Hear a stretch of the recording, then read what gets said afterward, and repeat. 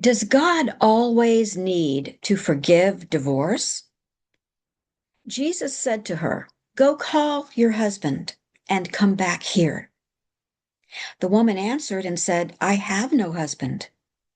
Jesus said to her, "You have well said, 'I have no husband,' for you have had 5 husbands, and he who you now have is not your husband.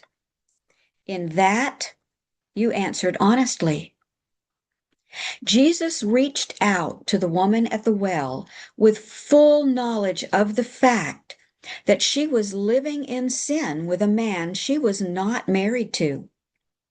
When Jesus told her to go fetch her husband, he did not bother pretending.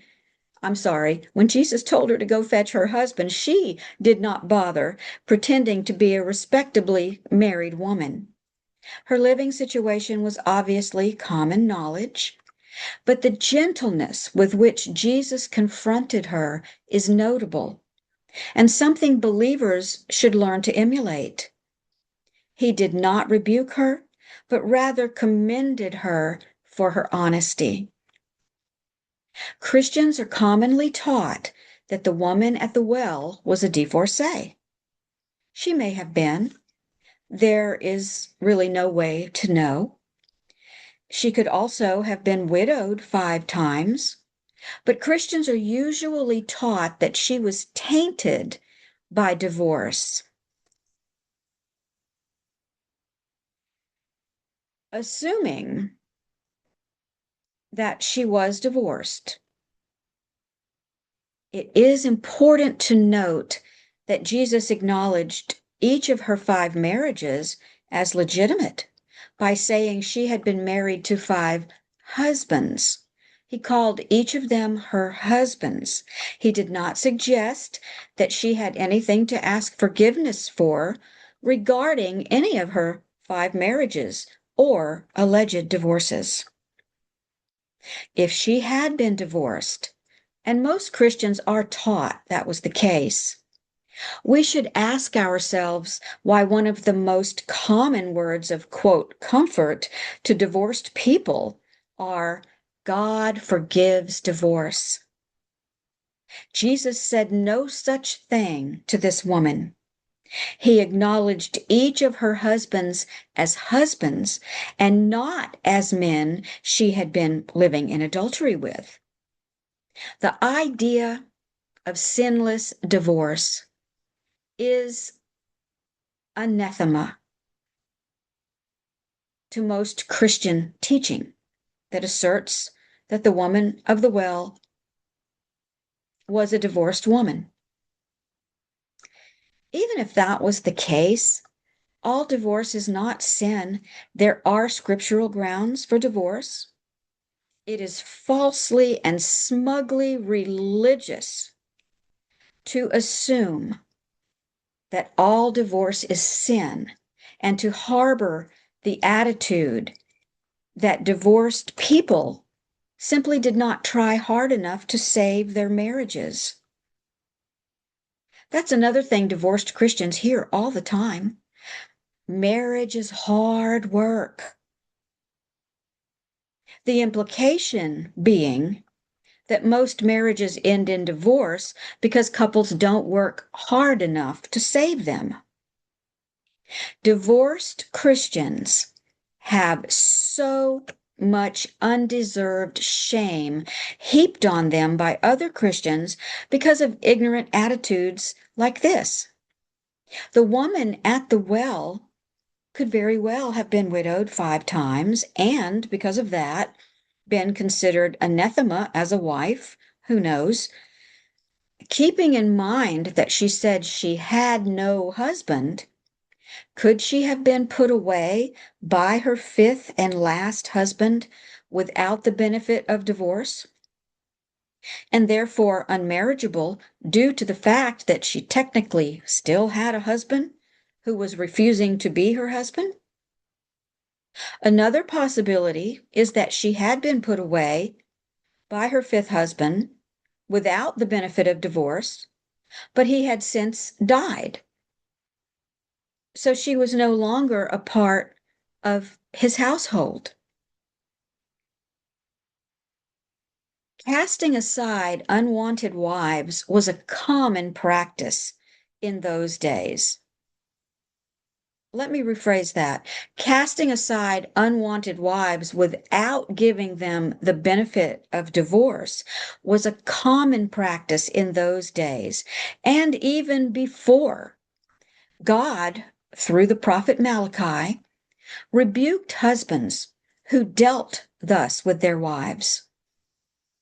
God called it treacherous dealing and had harsh things to say to husbands who dealt like this with wives they grew tired of by casting them off without setting them free to marry again and have a life.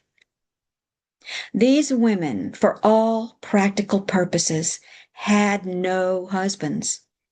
And this put many Jewish women in dire straits. Many Jewish wives were put away, but never set free from the marriage through legal divorce, were forced to live in unmarriageable legal limbo for the rest of their lives. Some married again anyway, living as adulteresses. Another option was simply to live with a man without being married to him, bringing cruel social censure upon themselves. Regardless of the details of the woman at the well's story, the scriptures do not say that God hates divorce. They say God hates shalach. God hates the putting away, the sending away, or casting off. And that is not the same as divorce. A bill of divorce, the Hebrew word keritut, was not always given when a wife was cast off, shalach. A bill of divorce included a divorce settlement, something Jewish husbands had developed a bad habit of avoiding by casting off the unwanted wives of their youth without bothering to divorce them. Shalach, casting aside, is not and cannot be considered synonymous with keritut, divorcing. But Christians have a difficult time discerning this difference because of English translation theology, where Bible translators infuse their own biases and unbiblical assumptions about marriage and divorce into the Bibles they translate. God is divorced. The prophet Jeremiah wrote that God himself cast off Israel and then gave her a bill of divorce. When Jesus spoke to the woman at the well, he confronted her sin but commended her honesty. Though it is commonly taught that the woman at the well was a divorcee, the scriptures do not record whether her previous marriages ended in divorce, widowhood, putting away, or all three. If she had been divorced, Jesus included the legitimacy of each of her 5 husbands. He included and acknowledged their legitimacy, which means that she never committed adultery by marrying again. Had she been put away, cast aside by her 5th husband without the benefit of divorce, and therefore not eligible to marry again? It's possible. The point is that God does not always need to forgive divorce because all divorce is not sin. I am Jocelyn Anderson. I often challenge the status quo with non-traditional, sometimes out-of-the-box approach to biblical understanding. If you enjoyed this video, I ask that you like the video, share it, subscribe to my channel.